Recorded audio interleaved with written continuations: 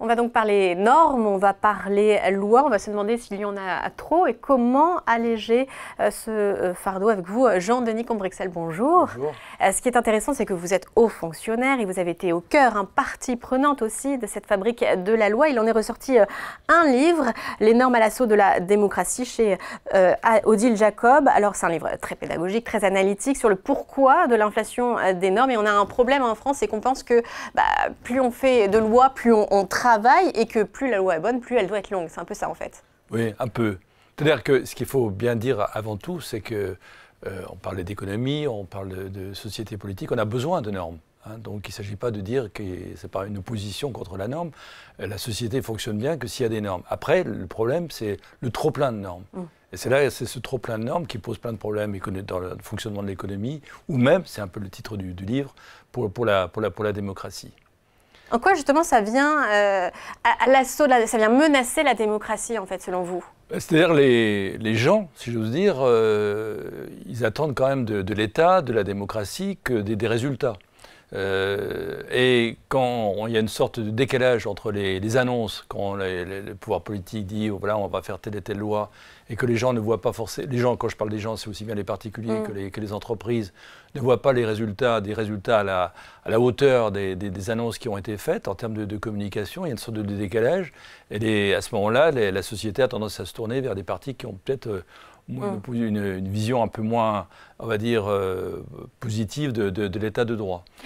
Oui, mais parfois on pense que parce qu'il y a un problème, il faut une nouvelle loi, alors qu'en fait c'est parce que déjà il y a une norme, une loi qui n'est pas appliquée correctement. Donc il faut aussi peut-être régler le problème à l'origine, l'application des lois existantes avant de rajouter. C'est un peu la thèse du livre. C'est-à-dire la thèse du livre, c'est de dire il y a une sorte de culture générale de la norme.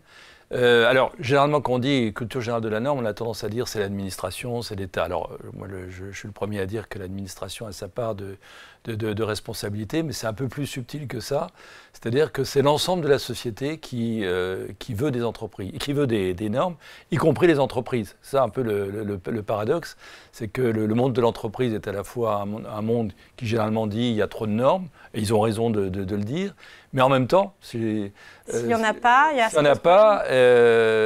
il y a une demande souvent des organisations professionnelles et des entreprises que la loi soit très précise. Et là, vous pensez à un domaine particulier? Non, c'est général. C'est général. Moi, j'ai été très longtemps directeur général du travail. Et ce que je constatais, c'est que quand le ministère du Travail proposait tel et tel texte, les représentants des entreprises disaient « mais attendez, c'est pas suffisamment précis, il faut que la ligne jaune soit fixée de façon plus précise ». Et quand je dis ça, c'est pas nécessairement une critique vis-à-vis du monde des entreprises, c'est-à-dire que les entreprises ont une exigence, elles aussi. Est-ce que c'était les entreprises au niveau de la direction ou est-ce que c'était les syndicats déjà? Parce que les deux. En général, on peut se dire que la négociation collective, elle a quand même un avenir. Oui, oui. Mais c'est un peu différent de la négociation collective proprement dite. C'est-à-dire si, par exemple, à un moment, un ministère, que ce soit le ministère du Travail ou le ministère de l'Environnement, décide de faire un texte qui pose telle et telle prescription, souvent le monde de l'entreprise, c'est-à-dire aussi bien les entreprises elles-mêmes que leur organisation, vont dire, mais attendez, là, ce n'est pas suffisamment précis, il faut que la ligne soit définie de façon beaucoup plus précise. Parce que les entreprises, elles ont un problème de ce que j'appellerais de sécurité juridique. Elles ont, si la ligne, quand je parle de ligne jaune, il faut, quand les entreprises franchissent la ligne jaune, il y a des sanctions pénales, il y a des sanctions administratives, il y a des sanctions même de réputation. Et donc, elles ont besoin de savoir. Et donc, il y a un besoin extrême de sécurité juridique. Et donc, c'est là un peu le paradoxe, c'est que d'un côté, les entreprises disent qu'il y a trop de normes, mais en même temps, quand elles sont confrontées à un projet du gouvernement, elles disent, attendez, il faut être très très précis. Et en plus, dans les lois, il y a le problème que vous dites des spécificités, c'est que chaque secteur, chacun va dire, bah, oui, mais moi, c'est spécifique vraiment. Voilà. Et donc, ça rajoute, ça allonge encore et ça complique aussi l'application. Voilà. Ce que je dis dans le livre, le mot que j'ai... Alors maintenant, j'ai quitté la fonction publique, mais pendant plus de 40 ans de fonction publique, le mot que j'ai entendu le plus, c'est spécificité. Donc les gens viennent vous voir, les entreprises viennent vous voir en disant, vous savez, nous, on est par rapport aux autres, on est spécifique. Et donc, on demande que cette spécificité soit reconnue dans la loi, dans le règlement, dans le décret, etc. Et le jour où l'administration dit « d'accord, oui, effectivement, vous êtes spécifique, on va faire une norme à part pour vous », ce qui fait déjà des normes supplémentaires, tout de suite le voisin ou celui qui n'est pas très éloigné de la situation, à ce moment-là, va invoquer non pas la spécificité, mais le principe d'égalité en disant « oui, mais alors attendez, vous ne pouvez pas faire un cas particulier pour telle catégorie d'entreprise. Moi aussi, je suis dans cette situation-là et je demande qu'on étende la dérogation. » Donc il y a un jeu, il y a un jeu qui est assez particulier, et ce qu'il faut comprendre, c'est que si on veut s'attaquer à la norme, c'est pour ça que c'est difficile, c'est pas de mettre des plans de simplification, c'est pas de dire telle et telle chose, c'est qu'il faut comprendre que c'est l'ensemble du système qui concourt à la norme. Oui, et on ne peut pas non plus... Est-ce qu'on peut limiter le nombre de dérogations, de spécificités? Enfin, à quel point la la norme peut être générale?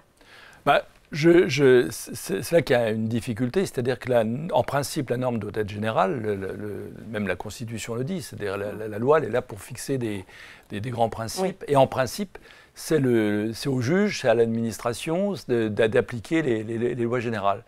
Et c'est ça qui est difficile à admettre, c'est-à-dire que souvent, dire c'est au juge, c'est au préfet, c'est au maire d'appliquer la loi générale et de faire une appréciation.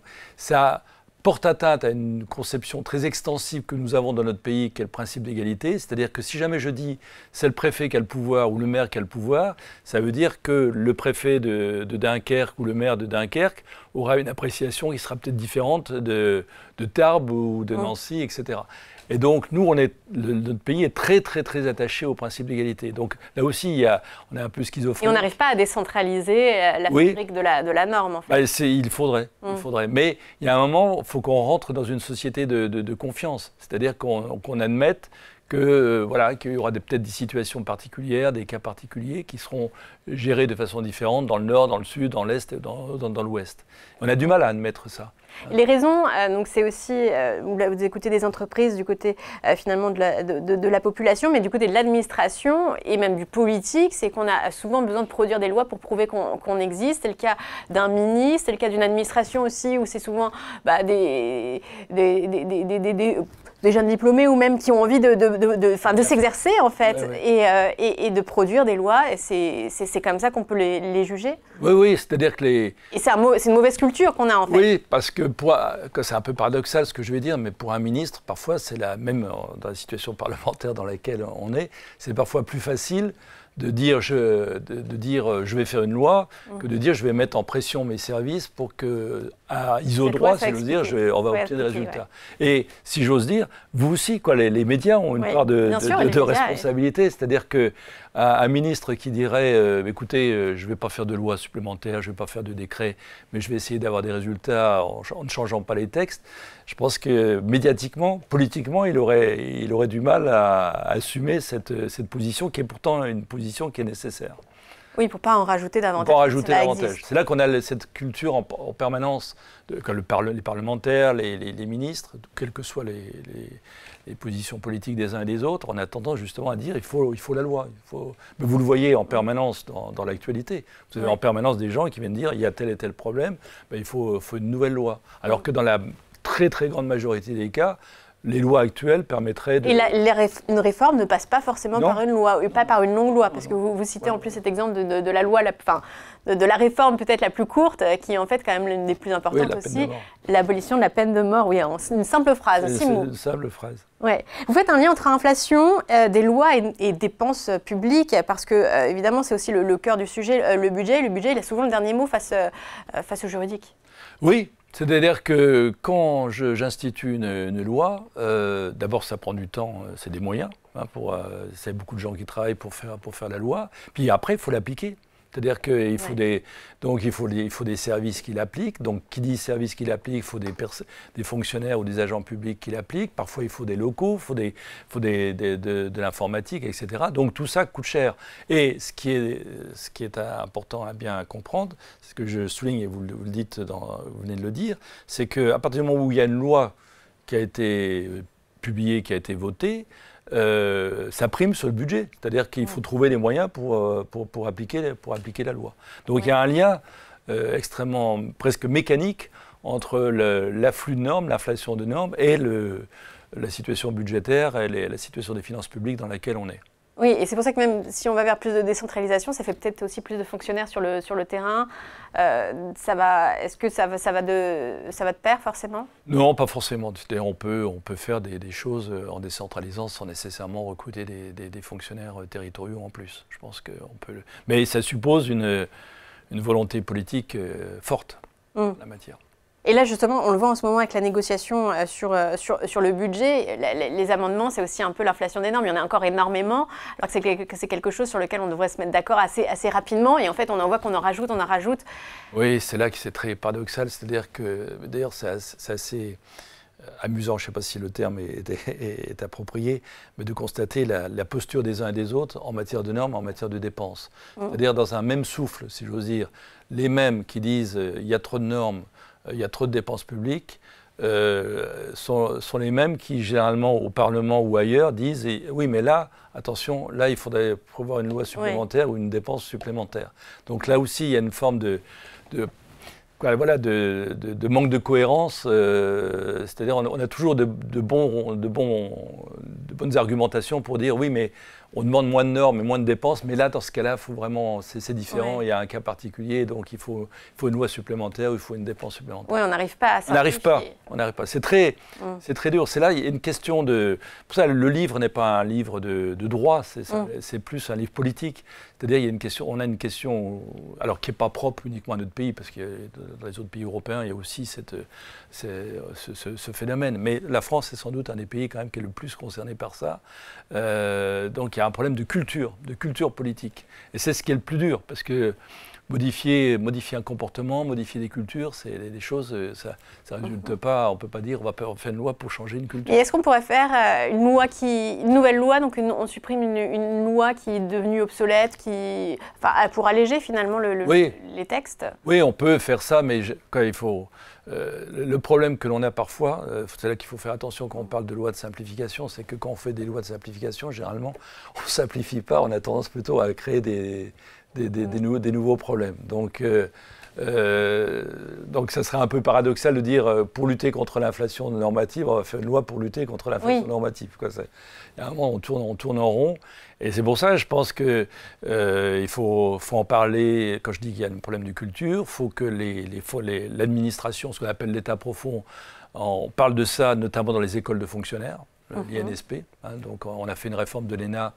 Maintenant, il ne faudrait pas simplement qu'on change le terme, mais qu'on change aussi la culture. Oui, il n'y a pas eu forcément la formation, justement sur les questions de résultats, qu'on ait une vision, qu'on ait une exigence de résultats. C'est aussi du côté des organisations professionnelles, qu'il y ait peut-être un changement de culture, de rapport avec l'État, que les juges aussi.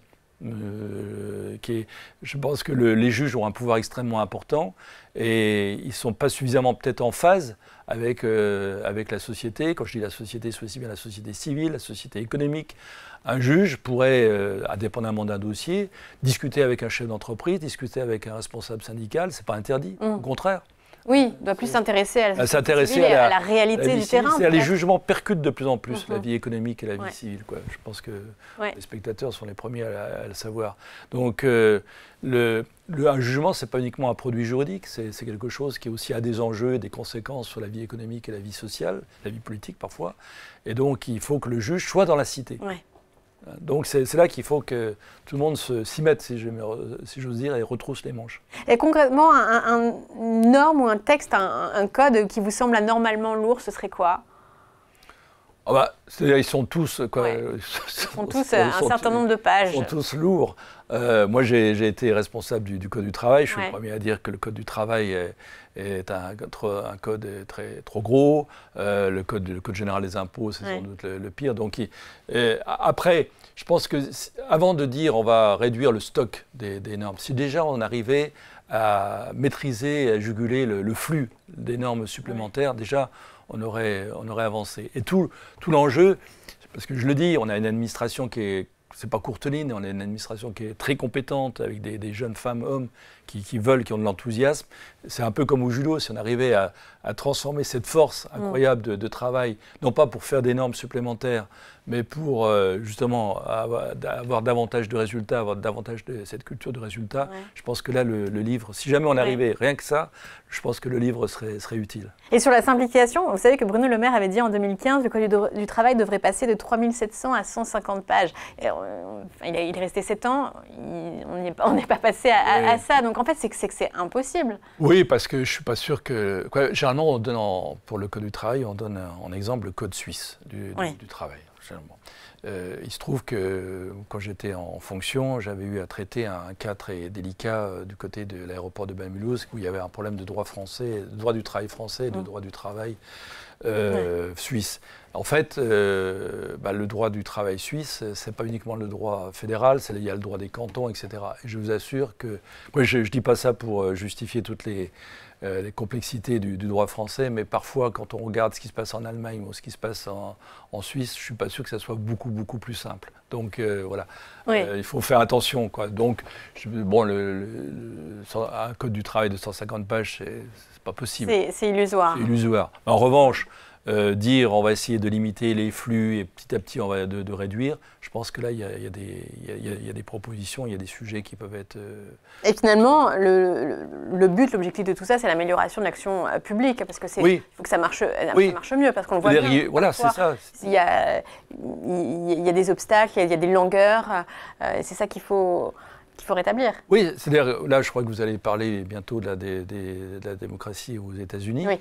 On voit, c'est-à-dire qu'il y a un moment, les électeurs, les contribuables, les entreprises, la démocratie, c'est pas uniquement du discours, c'est pas uniquement des annonces de communicants. Il y a un moment, il faut que ce qui a été dit se traduise dans la vie civile, dans la vie économique, et qu'il y ait des résultats, de l'amélioration. Si, c'est ce que je disais au début, c'est-à-dire que si il n'y a pas cette culture de résultat, cette effectivité de la démocratie, les gens, les électeurs se tournent vers, commencent déjà à douter de la démocratie et on parle de démocratie illibérale, etc. Et on voit bien ce qui se passe aux États-Unis, ça en est un exemple. Il y a une sorte de contestation du principe même de la démocratie où on dit finalement l'état de droit, les règles, les normes, tout ça, ça nous gêne. Donc c'est là le danger. Moi, bien évidemment, je suis plus qu'attaché au principe même de la démocratie, mais je dis il faut faire attention qu'il fut un temps où la démocratie, c'était... Bon, personne ne la remettait en cause. Maintenant, on voit bien que dans différents pays, et pas des moindres, il y a une sorte de contestation de la légitimité même de la démocratie. Et il faut qu'on fasse attention. Et un des sujets, justement, c'est cette discordance entre la production de la démocratie et ses résultats. Oui, de la norme, mais une bonne dose de normes pour qu'elle soit efficace. Merci beaucoup, Jean-Denis Combrexel, d'être venu nous parler les normes à l'assaut de la démocratie chez Odile Jacob. Merci beaucoup. Merci.